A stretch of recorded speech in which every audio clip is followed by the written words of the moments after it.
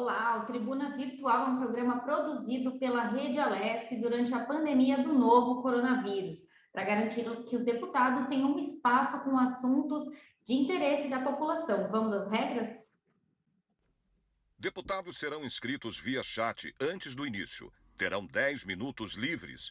O apresentador irá informar que o tempo estará terminando quando faltar 30 segundos e deverá interromper a fala. O deputado que tiver conexão estável e se houver interrupção por completo, poderá voltar após o orador que estiver usando a tribuna encerrar a sua fala. Caso sobre tempo dentro das 2 horas previstas e não haja mais oradores inscritos, será permitida a reinscrição limitada a apenas um reingresso. A palavra agora é do deputado Carlos Gianazzi, do PSOL. Boa tarde, deputadas, deputados. Boa tarde, telespectador da TV Assembleia. Ontem, infelizmente, o governador Dória determinou a obrigatoriedade da volta às aulas presenciais, mesmo com todo esse colapso na área da saúde, na área do sistema funerário, mesmo ainda na data de ontem, o Estado de São Paulo registrando 2.095 pessoas morreram ontem. Foi o registro feito no Estado de São Paulo por conta do coronavírus. E é dentro desse cenário, né, de calamidade pública, de tantas mortes, tanta contaminação, que o governador determina a volta às aulas presenciais, mesmo com todos os alertas da Fiocruz se manifestando contrariamente, o próprio secretário estadual de saúde, há alguns dias atrás, tinha se manifestado também contra a reabertura das escolas. O próprio Bruno Covas, prefeito da cidade de São Paulo, há 3 semanas atrás, nunca vou me esquecer, deu uma entrevista na UOL, dizendo que após a reabertura das escolas na capital, houve sim, de fato, o aumento da contaminação na cidade de São Paulo, né? E ontem nós tivemos a publicação em vários jornais, na Folha de São Paulo, no Globo, de uma nota técnica, de um estudo feito pela REPU, que é a Rede Escola Pública e Universidade, um grupo formado por pesquisadores de universidades públicas aqui do estado de São Paulo. E a REPU divulgou dados importantes da rede estadual.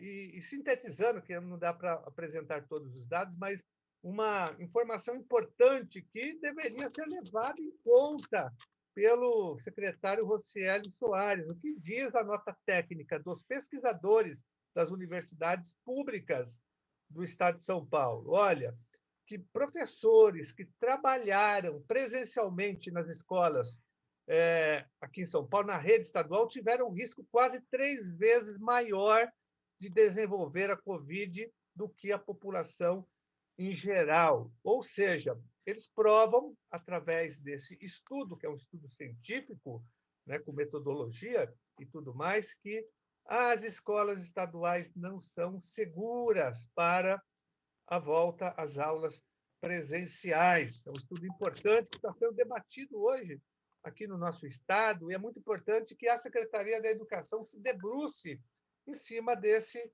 estudo. E tem uma outra nota técnica importante também, divulgada nos últimos dias, da campanha nacional em defesa do direito, pelo direito à educação, pela Rede Análise Covid-19 e pelo Observatório Covid-19 Brasil. Esses 3 grupos também elaboraram, através de estudos científicos, uma nota técnica, né, se posicionando contra a reabertura das escolas para as aulas presenciais, inclusive citando um documento da Fiocruz, que é uma entidade, uma organização governamental muito importante e respeitada internacionalmente. E a Fiocruz, né, diz no seu relatório, na sua nota também, que há um alto risco para a reabertura das escolas por conta da transmissão, né? Então, a Fiocruz não recomenda a reabertura das escolas para as aulas presenciais, porque um retorno seguro só seria possível, segundo essa pesquisa, com testagem em massa, com rastreamento, com distribuição de EPIs, com uma reorganização do espaço escolar, garantindo arejamento, garantindo ventilação, ou seja, uma mudança arquitetônica e estrutural das nossas escolas, né? Distanciamento, acesso ao ensino remoto, achatamento da curva de contaminação, isso é fundamental, né? E também a diminuição drástica das internações e, sobretudo, das mortes, e mais com a vacinação dos profissionais da educação. Aí seria razoável uma tentativa de reabertura das escolas. Mas está acontecendo o contrário de tudo isso. Nós estamos tendo um aumento, né? As pessoas estão morrendo cada vez mais. O estado de São Paulo ontem teve o maior número de mortes durante toda a pandemia. 2.095 pessoas morreram ontem, dia 14, no dia que reabre as escolas para as aulas presenciais. No último domingo, nós tivemos 510 pessoas mortas no estado de São Paulo, que do início da pandemia, de março até agora, foi o domingo que teve o maior número de mortes. E nada disso serve como alerta ao governo. O governo tem uma decisão, né, parece que sádica e perversa, de empurrar toda a comunidade escolar para o processo de contágio e, consequentemente, de muitas mortes. Parece que é isso que vem acontecendo. Não sei porque há tanto sadismo e perversidade do governo estadual, do governo Dória, né? E ainda por cima, depois eu não sei se vai dar tempo de eu falar agora, mas eu quero voltar para falar ainda do decreto, esse decreto que foi publicado recentemente pela Secretaria da Educação, pelo governo, a pedido da Secretaria da Educação, o 65597 de 2021, que foi publicado no dia 26 de março, que torna a educação de São Paulo atividade essencial. Quero falar depois com mais calma sobre isso, e também falar ainda do projeto de lei que está sendo debatido na Câmara dos Deputados, o 5595, que tem o mesmo teor, torna a educação atividade essencial em todo o território nacional. Na verdade, a educação nunca foi essencial para os nossos governos, ela nunca recebeu investimento adequado, então não tem nada de essencial. Na verdade, a essencialidade defendida agora, tanto pelo governo Dória, como também pela Câmara dos Deputados, os setores, não toda ela, logicamente, ela está a serviço, na verdade, de uma outra lógica. É uma verdadeira farsa essa essencialidade da educação. Ela atende aos interesses dos lobbies empresariais, dos mercadores da educação, dos donos das grandes escolas particulares. Essa é a intenção que existe por detrás do decreto 65597 e também do projeto de lei que tramita na Câmara dos Deputados e que, infelizmente, teve o seu regime de urgência aprovado, o PL 5595. Na verdade, é disso que se trata. Ela atende essa essencialidade da educação, atende a esses interesses econômicos, até porque, pessoal, olha, as pessoas que estão defendendo, muitas pessoas, aliás, não todas, mas muitas pessoas que estão defendendo a essencialidade da educação nesse momento são as mesmas que sabotaram o Fundeb, foram contra o Fundeb, são contra o Plano Nacional de Educação, são as mesmas pessoas que defendem a redução do investimento na educação, inclusive da vinculação, aquela vinculação obrigatória dos 25% para os estados e municípios e 18% para a União, são as mesmas pessoas, né, que sabotam a educação pública, principalmente no seu financiamento, que sabotam a educação pública na área ideológica, na área política, defendendo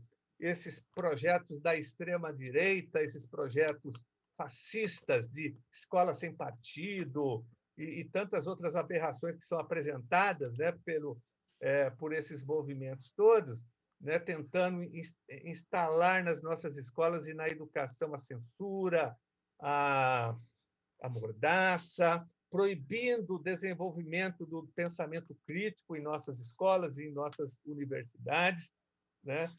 Atacando Paulo Freire, atacando a sua obra, atacando Darcy Ribeiro, atacando Anísio Teixeira, atacando Florestan Fernandes, os grandes teóricos da educação que deram contribuições importantes para a formação de uma educação pública gratuita, de qualidade, laica e, sobretudo, emancipadora e libertadora. Então, são esses grupos que estão agora defendendo a essencialidade da educação. Mas eu quero voltar, no meu segundo pronunciamento, a esse tema. Mas, de antemão, já digo que é uma verdadeira farsa. E também é uma proposta, essa da essencialidade da educação, que ataca o direito de greve dos profissionais da educação, que é uma das poucas categorias do Brasil que ainda faz mobilização em defesa da educação, em defesa de melhores salários e de melhores condições de trabalho. Então, tornar a educação essencial para esses grupos significa um ataque ao direito de greve, que é uma ferramenta importante, que é um direito garantido pela Constituição Federal de 1988, é uma ferramenta de luta dos trabalhadores em geral e, logicamente, também dos profissionais da educação. Então, é a farsa da educação, da essencialidade da educação. A educação, para nós, sim, é essencial, é uma prioridade e sempre será um direito fundamental, um direito fundamental humano. Para esses setores que estão defendendo agora, são setores oportunistas, reacionários, contra a educação pública. Muito obrigado. Passo a palavra agora para a deputada Janaína Pascoal, do PSL. Muito obrigada. Cumprimento todos os membros da equipe da Rede Alesp, cumprimento os deputados que participam dessa tribuna virtual. Nós tivemos uma reunião muito longa hoje, entre vários deputados e o secretário, agora secretário Cauê Macris, a secretária Célia Parnes, que cuida da área social do governo, para tratar do programa Bolsa do Povo. Na verdade, um projeto de lei que chegou na casa, está sob a apreciação dos deputados. Esse projeto foi objeto de várias emendas, teve um prazo de 3 dias para os deputados apresentarem emendas. Eu mesma, na companhia de vários colegas, tanto da bancada do PSL como de outras bancadas, nós apresentamos um substitutivo propondo a criação no Estado de São Paulo de um auxílio emergencial estadual. E por que decidimos apresentar esse substitutivo? Porque entendemos que, na verdade, o projeto de lei enviado pelo governador para esta casa não cria um programa. Muito embora as entrevistas tenham sido dadas como se tivesse sido criado um programa, o anúncio mesmo foi feito como se houvesse a criação de um programa. O projeto de lei não cria um programa. O projeto de lei vem para pedir autorização para abertura de um crédito de 400 milhões de reais para investir em programas já existentes. Então, houve essa reunião hoje. Eu fui a primeira deputada a me manifestar, depois vieram outros tantos colegas das mais diversas siglas partidárias, e a fala da maioria dos colegas foi no sentido de que o projeto de lei enviado para casa, na verdade, não cria um programa. Muitos quiseram entender o que era esse novo programa Bolsa do Povo, quem serão os beneficiados, quais os valores que serão pagos às pessoas beneficiadas. E o secretário Cauê e a secretária Célia Parnes, eles foram muito transparentes ao responderem de maneira muito clara, pelo menos eu entendi assim, acredito que os demais colegas também, que o Bolsa do Povo não é um novo programa, é uma denominação que vai ser conferida, caso o projeto seja aprovado, ao conjunto de programas sociais do governo estadual. Eles foram muito claros ao afirmar, na verdade, ao confirmar, o que eu e outros tantos colegas temos levantado, que a única inovação nesse tal projeto do Bolsa do Povo seria o pagamento de uma bolsa para pais de alunos que seriam chamados a prestar serviços nas escolas, né, para ajudar no preparo das escolas, na conservação das escolas, nesse período de pandemia. Tá? O deputado Cauê, hoje secretário da Casa Civil, falou claramente sobre o substitutivo que nós apresentamos. Tá? No substitutivo que nós apresentamos, a proposta seria pagar para as pessoas mais carentes no estado de São Paulo um auxílio emergencial de R$ 600 por 6 meses consecutivos, tá? A partir da aprovação do projeto. Mas o secretário Cauê Macris disse que o governo não tem orçamento para isso, né? Levantou, fez uma conta bilionária para fazer frente a esse auxílio. Outros colegas, né, pediram para que o governo revisse esse posicionamento, para que nós criemos, sim, um auxílio, ainda que com um valor menor, ainda que atingindo um grupo menor de pessoas, aquelas que são extremamente pobres.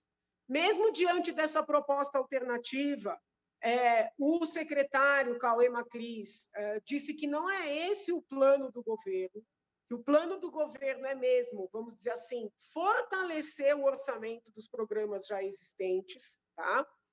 E então, por que eu estou fazendo esse relato bastante minucioso? Porque eu senti, né, que não existe espaço para que nós, na casa, construamos um auxílio emergencial. É claro que eu vou seguir conversando com os colegas, né, porque muitos, nas conversas individuais, mostram o desejo de fazer, sim, um auxílio emergencial do Estado de São Paulo, mas, por parte do Poder Executivo, eu senti que não existe essa disposição. Não estou nem dizendo que não haveria o desejo, mas, segundo o secretário, não haveria orçamento para criar esse auxílio emergencial. Tá? Muitos colegas, mesmo recebendo essa informação, insistiram, eu também insisti e insistirei na tese, na ideia de que, se o desejo do governo é apenas fortalecer os programas que já existem, nós insistimos que o projeto tem que ser claro nesse sentido, né? Que tem que dizer claramente, olha, o governo do Estado de São Paulo vai reunir todos os programas assistenciais sociais que existem num único programa chamado Bolsa do Povo, vai manter as especificidades dos programas que estão sendo reunidos, mas vai gastar 400 milhões de reais a mais nestes programas que serão, vamos dizer assim, alargados, ou seja, alcançarão mais gente. Eu entendo que o desejo do governo, né, a proposta do governo tem que estar clara no projeto. Tá? Hoje, o texto que está na casa para ser votado não fala com clareza o que o governo está fazendo. O texto gera a expectativa da criação de um programa novo. Quando você lê, realmente não descreve programa nenhum, mas deixa margem para, num regulamento, o Poder Executivo, vamos dizer assim, criar esse tal programa. Inclusive, extinguir o que já existe, mudar o nome do que já existe, né? Acrescentar outros programas. Então, é um relato, eu gostaria de trazer hoje um relato mais, vamos dizer assim, definitivo, né? Gostaria de participar a população que tivéssemos nessa reunião chegado a um denominador comum. Isso não ocorreu, tá? Foi uma reunião amistosa, uma reunião respeitosa, uma reunião produtiva, mas ficou muito claro que o que os deputados querem, né, que é criar um auxílio emergencial, ainda que não seja possível de R$ 600, como eu propus, e um grupo de deputados junto, mas que seja algo, né, mais objetivo para chegar na mão dos mais necessitados, que esse desejo dos deputados ele não é, vamos dizer assim, amparado pelo planejamento do Poder Executivo. Tá? Então, nós vamos trabalhar, né, ainda seguindo esse plano que é melhor para o povo, mas, paralelamente, exigindo que o Poder Executivo defina melhor, né, o que é que vai ser feito com esses 400 milhões de reais que o governo, que o Poder Executivo pede para a Assembleia autorizar a abrir. Tá? Então, houve essa reunião, provavelmente segunda-feira, no Colégio de Líderes, os líderes tratarão novamente, né, do encaminhamento desse projeto. Ontem foi anunciado, na verdade foi anunciado ontem, mas a publicação oficial saiu hoje, o novo líder do governo, que é o deputado Vinícius Camarinha. Eu aproveito essa oportunidade para cumprimentar o deputado, parabenizá-lo e dizer que acredito que ele tem aí um desafio, né, grande, que é de conseguir conciliar a expectativa dos deputados com o plano inicial do governo, para que nós possamos juntos construir um texto claro, objetivo, para que todo cidadão compreenda quem, como e quando será beneficiado por esse tal projeto ou programa do Bolsa do Povo. Muito obrigada.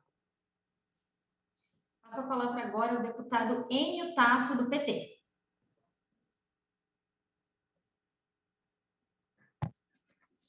Boa tarde a todos os profissionais da TV Alesp, cumprimentar todos os deputados, deputadas presentes no plenário que estão nos assistindo.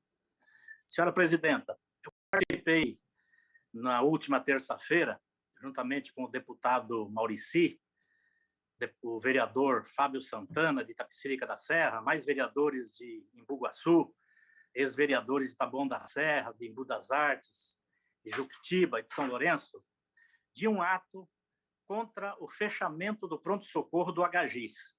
HGIS é o Hospital Geral de Itapecerica da Serra, um hospital estadual. O que está acontecendo lá? E a população está muito revoltada e sofrendo muito. O governador Dória, ele anunciou o fechamento do pronto-socorro de alguns hospitais do estado de São Paulo. Entre eles, o do Franco da Rocha, o da Pedreira, na zona sul de São Paulo, da Zona Leste, de Cotia, né, o do Grajaú, também na Zona Sul, e está trazendo um enorme transtorno para a população. Esse pronto-socorro do HGIS em Itapecerica da Serra, onde houve o protesto que eu participei, ele era o pronto-socorro maior que atendia as pessoas daquela região. Pessoas principalmente do Embu-Guaçu, de Itapecerica, de Juquitiba e de São Lourenço. Hoje, a população está sofrendo muito porque está superlotando os outros postos de saúde dos outros municípios, que já tinham atendimento complicado, que não tinha estrutura, muitas vezes não tem médico, não tem profissionais, aqueles problemas que todo mundo fica sabendo. E com esse fechamento, a população não consegue entender que no momento de pandemia, momento terrível que nós estamos passando, com tanta morte, tantas pessoas infectadas, e fecha um pronto-socorro que atendia a população daquela região. Então, todos os movimentos sociais, os parlamentares, as autoridades se reuniram lá para pedir a reabertura imediata daquele pronto-socorro e dos demais também, porque eles não podem ficar sofrendo tanto. Como que está funcionando hoje? Só atende em caso de emergência. O que é caso de emergência? Só se o paciente estiver dentro de uma ambulância do SAMU ou se passar por um posto de saúde e depois um médico encaminhar para o hospital do HGIS, né? Imagina vocês, a pessoa passa mal em casa, dá um princípio de infarto, ou um AVC, ou quebra uma perna, um dedo, ou tem uma doença qualquer. A primeira coisa que a família faz é colocar a pessoa dentro de um carro para levar para o hospital, para correr para o hospital. Ou chama um táxi, um aplicativo, porque chamar uma ambulância da SAMU vai demorar 1 hora, 2 horas. A vida da periferia é dessa forma. Chegando num posto de saúde, vai demorar mais um tempão para ser atendido, quando é atendido. Só depois que ele pode dar entrada no hospital do HGIS. Então, é um transtorno enorme e a população está muito revoltada com isso. Está precisando daquele pronto-socorro atendendo a população como um todo. Além desse problema de sofrer, de ter o pronto-socorro fechado, né, atendendo só emergências, como eu coloquei, eles ainda foram enganados, porque foi anunciado esse fechamento imediatamente. Eu, como deputado e moro naquela região, juntamente com o deputado Maurici, pedimos uma audiência pública na Comissão de Saúde da Assembleia Legislativa. onde a presidente é a deputada Analice Fernandes, que mora lá perto, do PSDB. E também pedi informações e que fosse recebido pelo secretário da Saúde. Não foi convocada a audiência pública pela deputada e eu não fui recebido, juntamente com lideranças da região, pelo secretário de Estado. Nem recebi resposta. O que aconteceu? A deputada Analice Fernandes marcou uma reunião na Secretaria da Saúde, tudo isso depois que eu fiz os requerimentos na Assembleia Legislativa. E chamou o prefeito de Itapecerica, alguns vereadores, e foram recebidos pelo secretário adjunto da Saúde. Saindo de lá, anunciou que foi feito um acordo, tinha sido feito um acordo para suspender o fechamento por 90 dias. E tudo isso foi divulgado na região. Mesmo assim, a gente continuou lutando, porque 90 dias passariam rápido e o pronto-socorro não podia ficar fechado. Mas a população foi pega de surpresa, porque 10 dias depois do anúncio da suspensão, já fecharam o pronto-socorro. Ou seja, uma reunião fake, um anúncio fake. Enganaram o prefeito, enganaram os vereadores e enganaram a deputada também. Motivo ao qual que a gente fez uma discussão, inclusive, na Assembleia Legislativa. Com isso, inviabilizou também a audiência pública na Assembleia Legislativa, que é o local ideal para se discutir esse assunto. Então, nós fizemos esse ato na terça-feira, um ato muito bom, com participação só de lideranças. Obviamente, não poderia participar, porque nós estamos em momento de restrição, não podemos chamar a população para fazer um grande ato, com muito cuidado, com máscara, com todos os cuidados. E vamos pedir novamente uma audiência com o novo presidente da Comissão de Educação, de Saúde da Assembleia, para a gente discutir esse assunto. Não dá para admitir, é impossível que se feche locais de atendimentos nos hospitais do Estado, quando a população mais precisa. E aonde que está acontecendo isso? Justamente na periferia, na população que mais pobre, que tem mais dificuldade de atendimento. É isso que está acontecendo no HGIS de Itapecerica da Serra, com aquela população de todos aqueles municípios, são 4 municípios, mas atende também gente de Taboão da Serra e do Embu das Artes. Então, nós pedimos a reabertura imediata dos pronto-socorros desses hospitais, em especial esse do HGIS, para que a população possa ser atendida. A população não pode passar mal, ter que procurar um pronto-socorro para depois um médico do pronto-socorro encaminhar para o hospital HGIS, que é o único hospital geral daquela região, estadual. A população, os prefeitos, os vereadores, as autoridades, os movimentos de saúde lutam tanto para conseguir um espaço desse, um hospital, e quando vem essa notícia, uma atitude totalmente sem transparência do governador, sem conversar com a sociedade, com as autoridades locais, prefeitos, vereadores, movimentos, entidades, e fecha o pronto-socorro, deixando todo mundo na mão. Então, a população está sofrendo muito, está revoltada e quer a abertura do HGIS, o Hospital Geral de Itapecerica da Serra, aberto imediatamente. E eu e o deputado Maurici estamos protocolando novamente uma audiência pública na Assembleia Legislativa para discutir este caso e os outros casos. Porque agora virou uma onda. O governo do Estado de São Paulo, eu não sei o que ele tem na cabeça. Ele fecha pronto-socorros nesse momento de pandemia, deveria abrir mais para atender melhor a população. Agora tem até notícia que ele está fechando delegacias, onde tem 2, 3 delegacias, ele fecha e concentra a população só numa. E um absurdo maior ainda que aconteceu há poucos dias, mas foi revertida, chegou a fechar até o IML, Instituto Médico Legal, de Diadema. Graças à reação de parlamentares, dos prefeitos da região, da população e dos movimentos, o governador voltou atrás. Então, vai continuar as manifestações, os pronunciamentos na Assembleia, pedido de audiências públicas nas redes sociais. Enquanto o governador Dória não reabrir esses prontos-socorros, a gente não vai parar de lutar. Era isso, muito obrigado. Passo a palavra agora ao deputado Ricardo Melão, do Novo.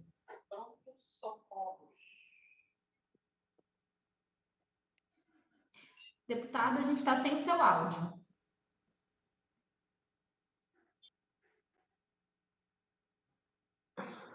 Bom, agora sim, né? Agora sim.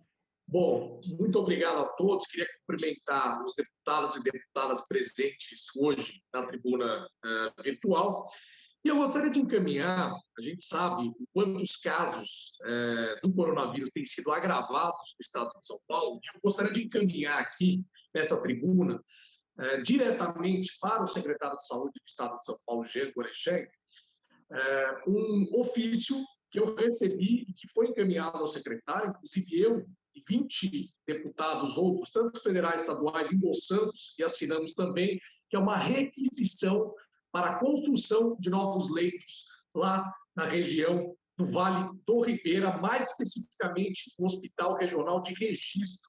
O que acontece ali, né? O Hospital Regional de Registro, ele tem um andar totalmente pronto, onde poderiam, né, que está ali vazio, onde poderia ser construído cerca de 40 leitos para o atendimento ao Covid. Então, existe esse espaço lá, um dos poucos lugares do estado de São Paulo onde existe o espaço para ampliar essa estrutura, e esse é um apelo que foi encaminhado para mim pelo vereador Robson, de Jacupiranga, mas ele faz parte desse apelo representando a Frente Parlamentar do Vale do Ribeira, né, que tem aí 82 vereadores da região, representando 15 câmaras municipais. Então, a gente sabe, até onde eu tinha notícia, né, havia aí 36 pacientes que aguardavam leitos de UTI Covid, sendo 8 de UTI, 28 de leitos clínicos, né? Ou seja,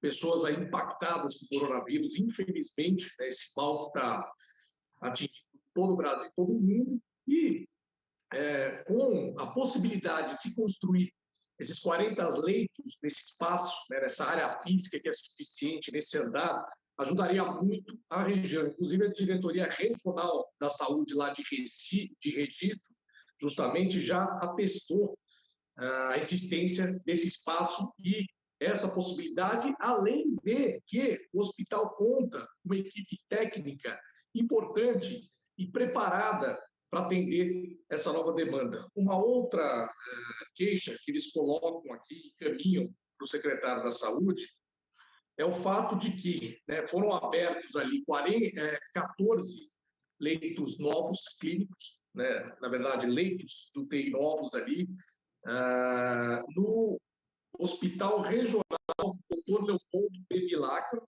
para atender o Covid, mas, na verdade, eram UTIs, né, que foram adaptadas, eram UTIs que eram utilizadas para outros atendimentos, para fazer cirurgias eletivas e etc., só que foram transformados em leitos para Covid, né, e aí fez com que fosse suspensa, né, todas as cirurgias eletivas, né, reduziram aí, né, 60% do atendimento ambulatorial no único hospital de atenção secundária ali na região de Registro e do entorno. Então, endosso aqui, faço questão de endossar esse ofício deles, assim como eu assinei, e fazer esse apelo aqui nesta tribuna virtual para que o secretário de Saúde, né, o senhor Jean Gorechem, possa atender aí essa demanda super importante da população de Registro, nessa cidade tão importante aí para o nosso estado de São Paulo.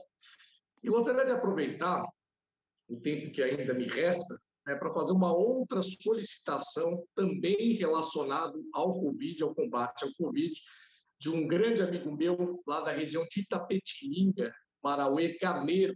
Ele me trouxe muito preocupado ali com a cidade, com a situação do hospital local, o Hospital Orsi Bernardes, né, que tem servido aí para fazer os atendimentos dos casos de Covid, e muito preocupado também com o crescimento, né, que houve, né, dos casos de Covid ali, né, que já passaram, desde o início da pandemia, já foram mais de 300 mortes na cidade lá de Itapetininga por Covid, e o número de casos já passou de 9.000 casos de infecção.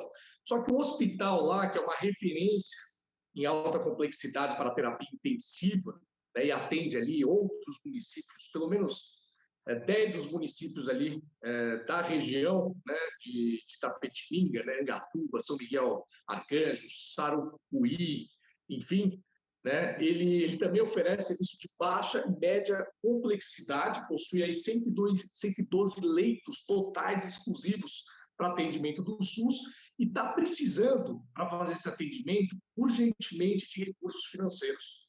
Urgentemente.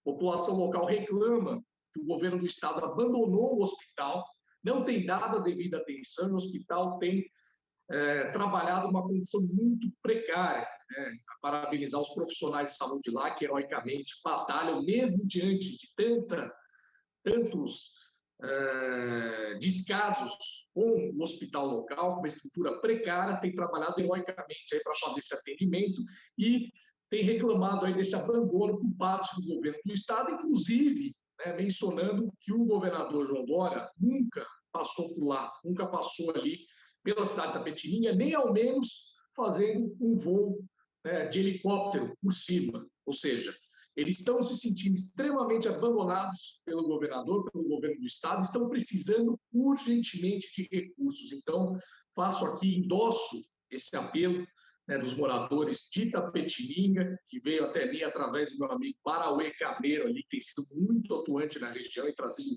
muitas demandas aí da cidade de Itapetininga e outras ali do entorno, e pedir para que o governador, o secretário da Saúde, né, todos os responsáveis ali locais que puderem ter um olhar especial para o Hospital Orsi Bernardes, por favor, o faça. Ele faz um trabalho importante, extremamente relevante ali na região, e neste momento, onde as pessoas mais precisam ter uma atenção e um cuidado em relação à saúde e principalmente em relação ao coronavírus e essa pandemia terrível que tem atingido o Brasil, todo mundo e gravemente o estado de São Paulo também. Então, esses eram meus apelos. Gostaria que a minha fala fosse encaminhada às autoridades responsáveis para que possam tomar essas providências que elenquei aqui hoje. Muito obrigado. Passo a palavra agora para a deputada Mônica Seixas, da mandato ativista do PSOL. Boa tarde a todos, boa tarde a todas. O deputado que me antecedeu estava falando da drástica situação do Vale do Ribeira, da saúde de Registro, lembrando que há pouquíssimos dias atrás, a cidade de Registro mobilizou muitos de nós, deputados aqui da casa, população do estado de São Paulo, diante do anúncio da possibilidade de falta de oxigênio às pessoas que estavam entubadas na cidade nesse momento. E lembrando disso também, a gente tem que falar da situação que está o estado de São Paulo de maneira mais geral, né? O governador João Dória tem ido às mídias, às redes sociais, denunciar a falta de medicamento para intubação, kit Covid, que está bastante desesperadora, no momento que o estado continua a bater recordes de mortes, tem mais internados e ocupando leitos de UTIs nesse momento do que havia no início da fase emergencial, e a gente está caminhando para um lugar desesperador de atendimento da saúde total, no Vale do Ribeira, mas de todo o estado. Enquanto isso, a gente vai afrouxando as medidas de distanciamento social. O governo do estado de São Paulo não é muito diferente do governo Bolsonaro. Falta coordenação, falta firmeza para administrar a crise, falta auxílio emergencial, falta crédito aos pequenos comerciantes, falta vacina, falta transparência nos dados, falta dose de vacinas. Existem notícias de sumiço de doses de vacinas também no estado de São Paulo e nas prefeituras do interior, e sobra negacionismo, dor e desespero nesse momento que o estado reabre as escolas. Mais uma vez, aqui a minha solidariedade aos professores que lutam.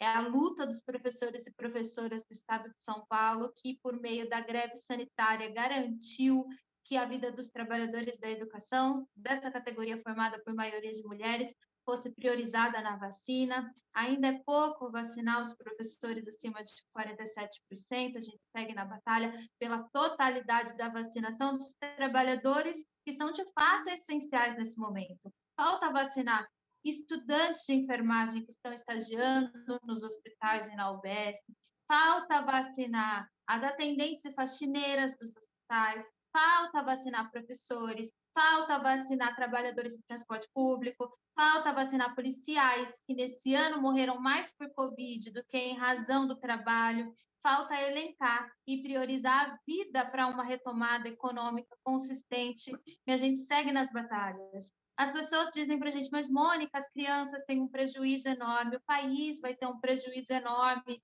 com a escola fechada, a gente está retroagindo. Eu sei também que as pessoas que dependem do comércio, os pequenos comerciantes, do número de desempregados, mas tudo isso é culpa da falta de planejamento para enfrentar a Covid. O que a gente não pode agora é permitir que algumas vidas sejam colocadas em risco em nome do progresso, em nome do desenvolvimento. Então, sigo em luta e em batalha ao lado das professoras e professores que nesse momento estão em situação de insegurança, ameaçados e assediados moralmente. A gente recebe aqui no mandato diariamente diversas denúncias de professores que têm ponto cortados, que são ameaçados de afastamento por se recusarem a fazer o trabalho presencial nesse momento.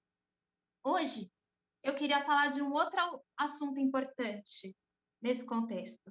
A gente falou aqui da necessidade de auxílio para que as pessoas não morram nem de vírus e nem de fome no estado de São Paulo, para que a gente possa socorrer os desempregados, os autônomos, os camelôs, os artesãos, as mães e as crianças em situação de vulnerabilidade. Há poucas semanas, o governador João Dória apresentou um projeto que primeiro chamou de Bolsa Auxílio, que era suplementação do auxílio-desemprego, retirou esse projeto e agora manda o projeto chamado Bolsa do Povo, que todo mundo olhou com muito entusiasmo, inclusive eu. É importante a gente ter a atenção e o foco para socorrer emergencialmente e distribuir renda no estado de São Paulo. No entanto, é preciso fazer observações sobre o texto que de fato chegou à Assembleia Legislativa. Primeiro, eu quero explicar para você que, assim como eu estava muito ansioso sobre esse projeto, que esse projeto não se trata de um auxílio emergencial definitivamente, nem é um novo programa assistencial. Ele é a organização de todos os programas já existentes. Via Rápida, auxílio-desemprego, enfim, todos os outros programas que já existem, formando um fundo único e um cadastro único para ingresso. Ótimo, a gente já assistiu isso acontecer no passado, é super positivo, economiza recursos humanos, potencializa o acesso a recursos mais potentes do que você só acessar o Vale Gás, por exemplo, entre outros. É necessária essa organização para potencializar. O governo anuncia uma tímida suplementação do recurso que vai ser insuficiente para prover, de fato, o que a gente pode chamar de socorro para um momento tão triste. Mas o pior desse projeto é a precarização do trabalho. Hoje, numa reunião com a Secretaria da Casa Civil, a gente ouviu falar que cerca de 20 mil pais de alunos podem ser chamados ao trabalho com bolsas que vão de 400 a R$1.000 para ajudar nas medidas sanitárias nas escolas, abrindo mão de direitos trabalhistas, sem nenhum treinamento, sem ofertas de EPIs. Essas pessoas vão ser chamadas a saírem do isolamento social para ganharem um pouco recurso em nome de colocar a sua vida em risco. Isso, para mim, é quarteirização, isso, para a gente, é mais precarização do trabalho, e a gente tem muito que disputar para que o Bolsa do Povo chegue perto das expectativas que o governador João Dória, sempre tão marqueteiro, cria na população do estado de São Paulo, a anunciar um programa que para todo mundo pareceu um programa de auxílio emergencial, mas que não é. A gente precisa batalhar, a gente segue na batalha aqui na Assembleia Legislativa para que ele atinja trabalhadores da cultura, para que ele atinja imigrantes, para que ele atinja a população de rua, para que ele atinja as mulheres em situação de vulnerabilidade, vítimas de violência nesse momento, para que essa oportunidade de organização dos programas de assistência social do Estado de São Paulo seja uma oportunidade da gente adequá-lo à necessidade do presente momento e do perfil dessa população que está em situação de vulnerabilidade. E por falar em situação de vulnerabilidade no Estado de São Paulo, nos últimos dias, sei que o deputado Carlos Gianna está aqui, muitos e muitos servidores organizados em batalha, me escrevem para todos os deputados, assistem aqui às sessões e às transmissões da TV da Assembleia Legislativa, aguardando a votação do projeto de decreto legislativo número 22, de autoria do deputado Carlos Gianazzi, que é o PDL 22, que revoga o confisco da aposentadoria de servidores públicos do Estado de São Paulo. Eu acho que se a gente quer, e agora aproveitando o ensejo do debate do Bolsa do Povo, começar a discutir justiça social, começar a discutir distribuição de renda, retomada econômica, é preciso começar por desfazer essa grande injustiça que foi o confisco das pensões e as aposentadorias dos servidores públicos do Estado de São Paulo. É necessário a gente enfrentar com coragem esse debate que não vai a plenário nunca, Carlos Gianazzi, porque tem apoiamento. Porque a gente sabe que o governo ia passar por uma saia justa no plenário da Assembleia Legislativa para convencer os deputados e deputadas de que não é o momento de devolver, muitas vezes, o salário mínimo que esses servidores ganham, esse baixo salário que já ganhavam antes, para que avós, que muitas vezes são responsáveis pela manutenção de famílias inteiras, que muitas vezes são responsáveis pela manutenção e pela sobrevida de crianças, possam voltar a contar com a condição de vida que antes nem era digna, mas era a condição de vida que se tinha anteriormente. Então, aqui manifestar o meu apoio ao PDL 22. A gente vem batalhando toda semana para que ele volte à deliberação em plenário, e a gente acha, sim, que se é para falar de justiça socioeconômica, a gente precisa começar por desfazer a maior injustiça cometida pelo governador João Dória, que foi o confisco do salário dos idosos que no passado serviram ao Estado de São Paulo. É isso, obrigada. Com a palavra agora, por reinscrição, o deputado Carlos Gianazzi, do PSOL.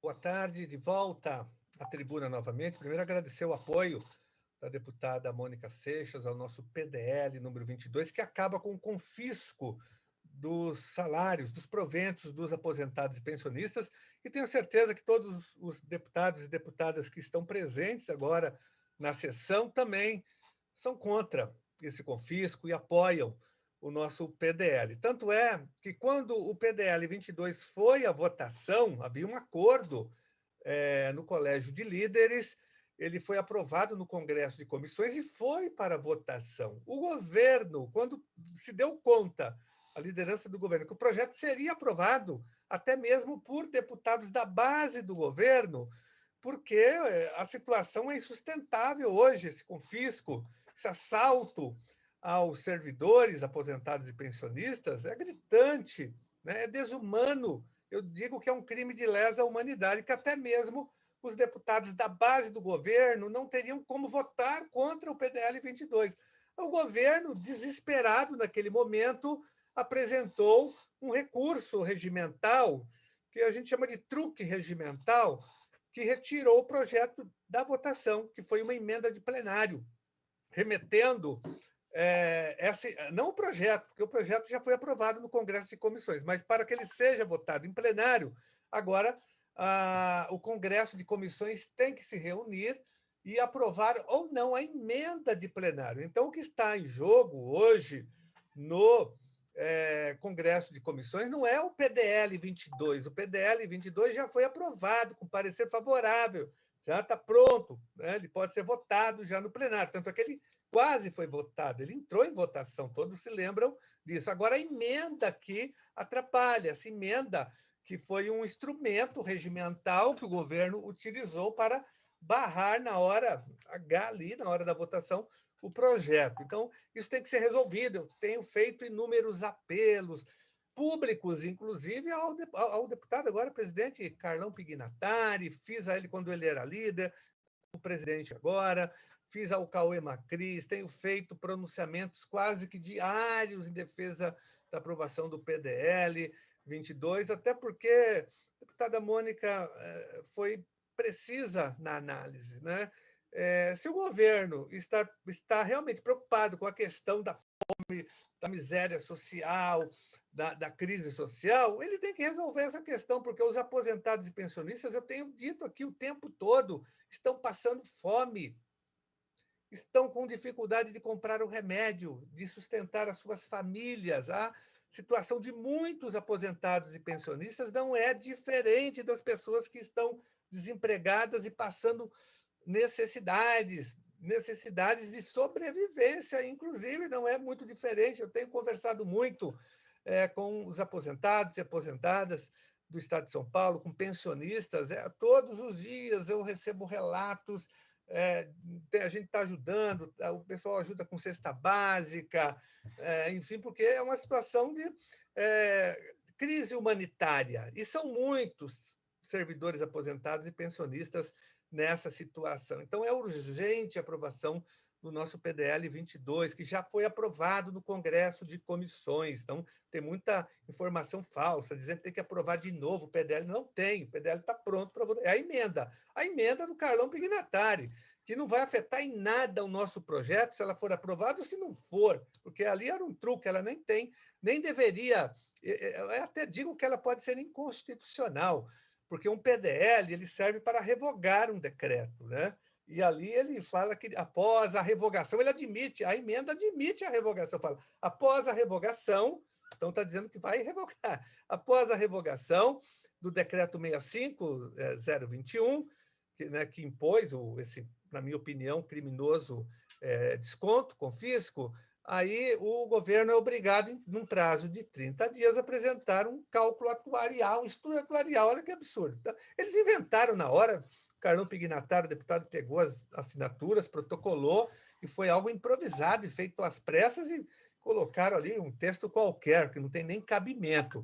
Mas agora isso tem que ser resolvido. As pessoas estão morrendo, passando fome, necessidade, não conseguem pagar o médico, o fisioterapeuta, enfim, não conseguem sustentar as suas respectivas famílias. Então, eu sei que tem o apoio já da maioria da Assembleia Legislativa. Eu tenho conversado com muitos deputados individualmente, a maioria defende a aprovação do PDL e acho um escândalo. Nosso PDL está travado quando outros projetos, e esse PDL número 22 é da minha cota de 2019, eu não aprovei nenhum projeto ainda, praticamente nessa legislatura. Esse é o primeiro, todos já aprovaram 2019, 2020, e eu estou com esse parado. É do acordo ainda de 2019. E ele está travado aí, porque o governo está obstruindo. Nós sabemos disso, o governo que manda na pauta da Assembleia Legislativa, todos nós sabemos disso. Mas vamos continuar a pressão, a mobilização, para que o nosso PDL entre em votação imediatamente e a gente devolva, inclusive, os recursos já roubados dos aposentados e pensionistas. Eu quero ainda aproveitar aqui o pouco tempo que me resta para dizer o seguinte: olha, pessoal, o Rocieli Soares está aproveitando a pandemia, ele está imitando aquele ministro do Meio Ambiente, Ricardo, esqueci o nome dele, deu um branco aqui, o ministro do Meio Ambiente, que passa a boiada, que falou, vamos passar a boiada durante a pandemia, ou seja, vamos desmatar, vamos mudar a legislação ambiental. É Ricardo Salles, né, que é o ministro contra o ambiente, não é verdade? Eu não sei como ele está aí ainda, já tiraram o Ernesto Araújo, o Pazuello e vários outros, esse tinha que cair imediatamente, ele é uma vergonha, é um ministro, inclusive está sendo acusado pela Polícia Federal de apoiar o desmatamento. Então, uma vergonha ter um ministro como esse no meio ambiente. O Brasil não merece isso. É uma vergonha internacional. O fato é que o Rocieli Soares está imitando, ele imitou o Weintraub e agora está imitando outro ministro, passando a boiada. O que é passar a boiada? Ele está impondo, através das diretorias de ensino, né, o programa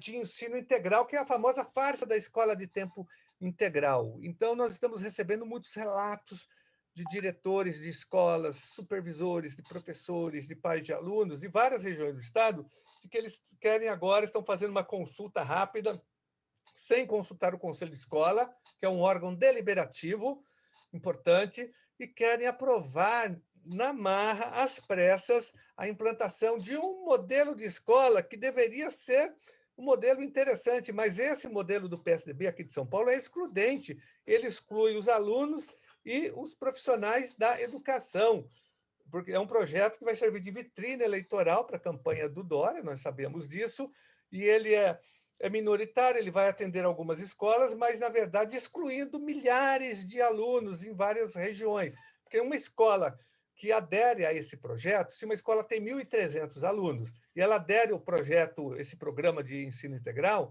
ela só vai atender 300, e 1.000 alunos serão dispersados, deputado Enio Tato. Já pensou lá na nossa região, na Capela do Socorro, no São José, em Parelheiros, se eles pegam a escola Salote, que tem lá 1.500 alunos, e transformam numa escola de tempo integral, eles vão atender 300, e os outros 1.200 alunos serão matriculados em outras escolas distantes, já superlotadas. Então, ele exclui alunos, né, acaba com o curso noturno em geral, excluindo o aluno trabalhador, e tem mais, e ataca o Estatuto do Magistério, porque cria uma carreira paralela ao Estatuto do Magistério, né? Quase que um outro estatuto é formado de uma forma paralela, né? E com controle rígido, parecendo uma escola particular. Se o professor ele não se adequa ao perfil, que na verdade é um perfil político e ideológico, né? Que tem um controle ali ideológico nessas escolas, aí o professor ele é expulso da escola, ele é demitido e volta para o seu cargo original. Então, é um projeto excludente. E o governo está querendo implantar agora. Tem vários relatos aqui. Eu já acionei o Ministério Público, já pedi a convocação do secretário aqui na Comissão de Educação, para que ele venha explicar. Ele não pode aproveitar a pandemia agora. A pandemia não dá para fazer debate sobre escola em tempo integral. Agora, secretário, nós temos que salvar as vidas da comunidade, dos membros da comunidade escolar, dos profissionais da educação, dos pais de alunos, dos alunos.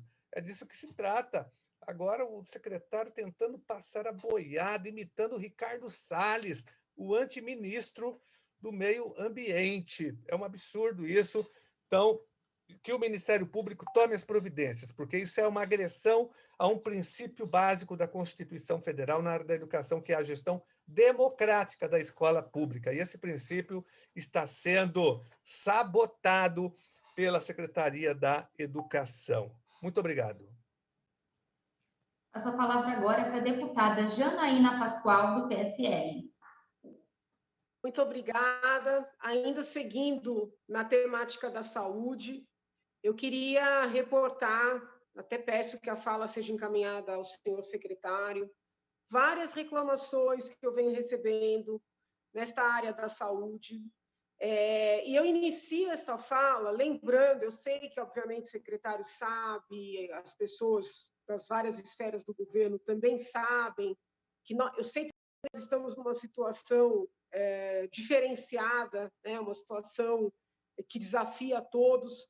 Porém, as outras doenças, né, além da Covid, elas continuam existindo, né? As pessoas continuam padecendo de outros males. E, em virtude da necessidade de atender Covid e com o intuito de diminuir a contaminação, muitas consultas que já estavam agendadas, muitos exames que já estavam agendados, né, estão sendo desmarcados às vésperas. Muitas vezes, exames e consultas marcados para pessoas idosas, para pessoas com doenças crônicas, que pode até não ser um caso de uma questão renal, né, mais grave, mas, por exemplo, uma situação de asma. Hoje mesmo, recebi o relato de uma senhora asmática que tinha uma consulta numa AME com um pneumologista, na véspera foi avisada que a consulta foi cancelada. Então, é necessário, né, que os gestores na área de saúde tenham consciência de que as outras doenças continuam e que nós precisamos, sim, providenciar leitos COVID, providenciar oxigênio, respiradores, kit de intubação, mas nós não podemos encerrar serviços. O colega que me antecedeu falou do fechamento dos prontos-socorros. Desde o princípio, eu tenho essa preocupação. Consegui conversar com o secretário, ele insiste que é uma decisão técnica da equipe técnica, respeitosamente reitero, em meio a uma pandemia, uma mudança dessa, né, gera muita insegurança. Posteriormente a essa reunião, eu descobri que não diz respeito apenas, o que já não seria pouco, aos pronto-socorros que atendem todo tipo de mal, né, mas também aqueles poucos serviços que atendem à saúde mental. Então, no meio de uma pandemia, onde as pessoas estão literalmente surtando por medo, pelas carências econômicas, pela insegurança, pela violência que muitas vezes acontece dentro dos lares, não temos os pronto-socorros de atendimento de saúde mental, porque essa dinâmica, né, do referenciamento, ou seja, que tudo tem que ser indicado pela agência central, que no estado de São Paulo é o CROSS, está imperando em todo tipo de serviço. E o que eu considero, respeito, posicionamento, sei que muitos especialistas defendem, mas que eu considero um equívoco, tá? Como eu considero um equívoco a concentração da distribuição de todas as vagas da internação Covid num único órgão regulador em meio a uma pandemia. Todo santo dia tem notícia de gente morrendo na fila para um leito de UTI. E os números mostram que nós não estamos com todos os leitos ocupados, né? Onde é que está o problema? Na regulação. Com isso, eu não estou atacando o CROSS, eu sei que a equipe é séria, eu visitei o CROSS, mas é um momento emergencial e querer concentrar todas as decisões que precisam ser tomadas de maneira rápida neste momento, me parece um equívoco. Ainda na seara da saúde, queria chamar a atenção para um outro problema. Muitos familiares têm entrado em contato reclamando que não conseguem notícias dos seus familiares internados, seja relativamente a pacientes Covid, seja com relação a pacientes que sofrem de outras doenças. Essa semana mesmo recebi um relato muito emocionado de um senhor que está com a esposa internada por um problema, né, de saúde mental, e ele não consegue informações, notícias da sua esposa, só no dia da visita. Quando a gente fala de paciente Covid, nem isso, porque não tem direito à visita, né, até para proteger o próprio familiar. Então, são pontos que eu trago aqui ao conhecimento, primeiro para deixar evidenciado que os relatos que nos chegam são levados a sério, que nós oficiamos, que nós fazemos requerimentos de informações, que nós procuramos contornar com as autoridades, mas é necessário falar publicamente, né, até para que outras autoridades, outros secretários municipais, inclusive, se sensibilizem para a situação da nossa população. Já há alguns meses eu oficiei, fiz reunião na secretaria para tratar de 2 equipamentos de saúde que estão em reforma, né, há mais de ano. Um é o Hospital de Bertioga, o outro é o Hospital de Peruíbe. Eu sei que quando eu fui à secretaria, o secretário explicou, depois o secretário adjunto também explicou que agora, no momento de pandemia, eles estão concentrando os recursos no atendimento dos doentes de Covid e que essas obras serão retomadas. Disseram, inclusive, que foi promessa de campanha do governador. Eu compreendo. O problema é o seguinte, né? Todo santo dia eu recebo um e-mail, por exemplo, de um cidadão de Peruíbe, né, indignado com aquela obra parada e com razão, mas, além disso, noticiando a falta de assistência para a população de Peruíbe, né, a falta de assistência para as outras doenças e também para a Covid, a fila, as mortes nas filas. Então, é necessário ter esse olhar.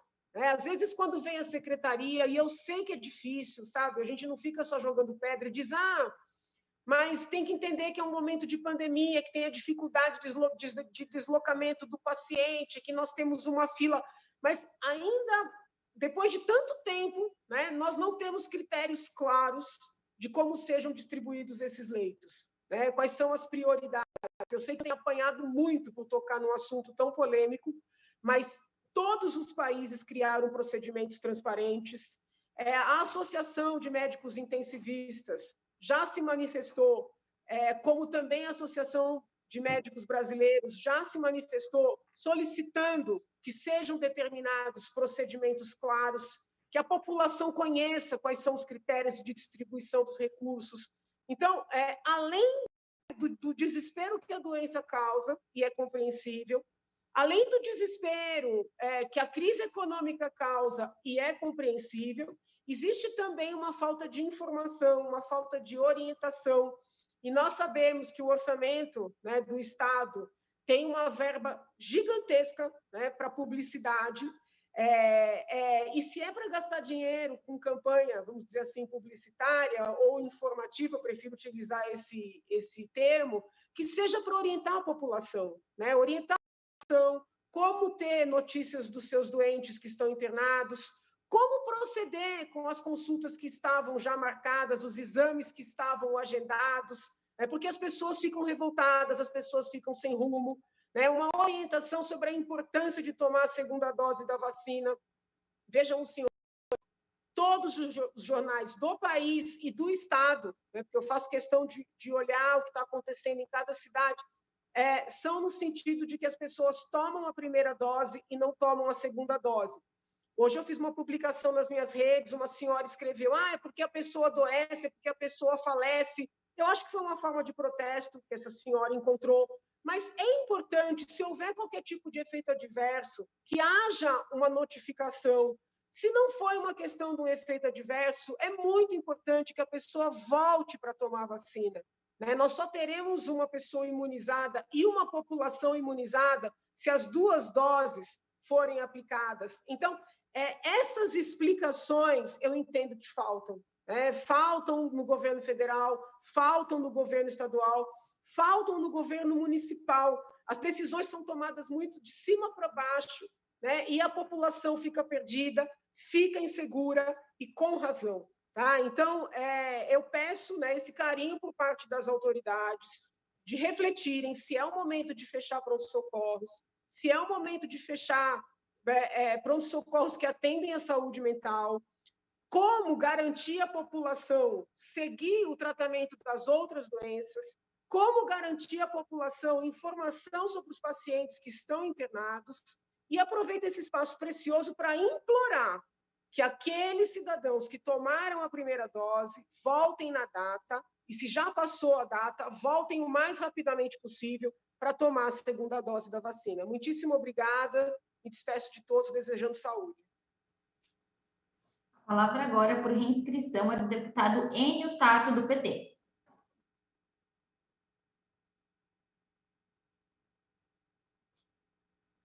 Deputado, estamos sem o seu áudio. Oi? Agora. Ok, agora? Okay. Obrigado, a gente aprende. Boa tarde a todos os colegas, deputados, deputadas, público que nos assiste, profissionais. Volto a falar no dia de hoje e eu queria falar sobre o credenciamento do Hospital da Santa Casa de Ourinhos com o IANSP. No final do ano passado, a Santa Casa pediu descredenciamento do atendimento em parceria com o IANSP. Por quê? Por conta dos valores da tabela que não são reajustados há muito tempo. Quando foi descredenciado, trouxe um transtorno enorme os funcionários públicos do Estado de São Paulo e seus familiares de toda a região de Ourinhos. São mais de 20 mil famílias, né, de funcionários públicos que deixaram de ser atendidos pela Santa Casa de Ourinhos. Através do ex-vereador Toninho do PT, funcionários públicos, Sindicato dos Funcionários Públicos, pessoal da POSP, me procuraram e pediram para que eu ajudasse, né, na intermediação de uma conversa do governo, da Santa Casa, dos funcionários e do IANSP, para voltar a ter o credenciamento e o atendimento para essas pessoas que ficaram sem atendimento. Me dirigi ao governo do Estado de São Paulo, através do secretário Marcos Vignoli, e também ao superintendente Wilson Polara, do IANSP. E também entramos em contato com a Santa Casa, diretoria. Conseguimos marcar uma reunião. Nessa reunião também participou a deputada Bebel, que é presidente do Sindicato dos Professores, a POSP, e foi uma reunião onde nós discutimos, ouvimos todos os lados, e o secretário Marcos Vignoli encaminhou que os técnicos iam começar a discutir, né, a possibilidade da volta do credenciamento. Logo em seguida, recebi uma notícia do superintendente Wilson Polara, uma boa notícia, que era só a diretoria da Santa Casa fazer um pedido de inscrição novamente, como credenciado, que eles aceitariam. Demorou uns dias e a Santa Casa fez o pedido, fez o requerimento para o IANSP. Esse requerimento já chegou na mão do secretário, do superintendente Wilson Polara. Ele me ligou e falou que agora os técnicos estão discutindo as formas do credenciamento. E já adiantou que a reivindicação da Santa Casa, por enquanto, não entra em pauta, que é o reajuste da tabela do IANSP, defasado. Portanto, a população, os funcionários públicos do Estado, da região de Ourinhos, estão preocupados para que não demore, que tem problema enorme para eles. Também agravado com a questão da pandemia, que eles estão sem atendimento. Só para você ter uma ideia, quem mora em Ourinhos, ali naquela região, tem que se deslocar até Assis ou Marília, é onde tem algum hospital que são credenciados com o IANSP para atender. Então, através do Toninho do PT, lá de Ourinhos, ex-vereador, que trabalha comigo, através da bancada ativista do PT, que também está nessa luta, através da professora Bebel, a gente quer que o secretário Vignoli, o governo do Estado e o superintendente Wilson Polara agilize esse recadastramento, essa reinscrição, para que a Santa Casa de Ourinhos possa voltar a atender os funcionários públicos daquela região. Vamos retomar o atendimento, resolver esse problema, e a gente está nessa luta, que não é só da Santa Casa de Ourinhos, mas são de todas as santas casas do Estado de São Paulo, os hospitais filantrópicos e todos aqueles que têm convênio com o IANSP, que é a cobrança de um reajuste na tabela dos preços.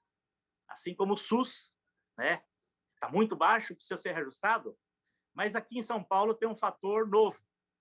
Veio um projeto para a Assembleia Legislativa de aumento da alíquota da contribuição dos funcionários públicos do Estado de São Paulo e foi aprovado na Assembleia. Nós votamos contra, nós éramos contra a taxação dos funcionários mais uma vez, mas foi aprovado. E está entrando no caixa do IANSP um valor razoável, um valor grande. Então, está para fazer um estudo, eu espero que já esteja fazendo, junto com as entidades credenciadas, para reajustar esses valores, porque realmente está muito defasado. Mas esse credenciamento da Santa Casa de Ourinhos e com o IANSP precisa ser feito imediatamente nas condições anteriores, para que comece imediatamente a atender os funcionários, as famílias daquela região. Muita gente está precisando. E pessoas que moram na periferia, longe da cidade, interior, né, para se deslocar para Assis ou para Marília, que são os lugares mais perto, é um transtorno muito grande. E os funcionários, a Associação dos Funcionários, sindicato daquela região, os vereadores, as autoridades daquela região pedem que, quando tiver a reunião a tratar desse assunto entre o governo, Santa Casa e o IANSP, através do senhor Wilson Polara, que nos atendeu muito bem, que sejam comunicados para que a gente possa participar também dessa reunião e que seja feito, assinado o convênio o mais rápido possível.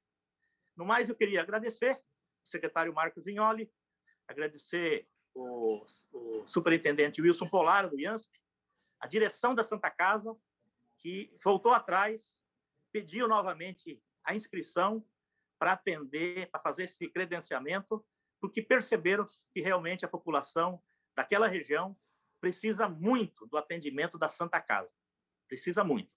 E que se acertem, que voltem a atender, voltem a ter esse convênio, para que os funcionários públicos do Estado de São Paulo e seus familiares, os seus credenciados, né, possam ser atendidos na Santa Casa.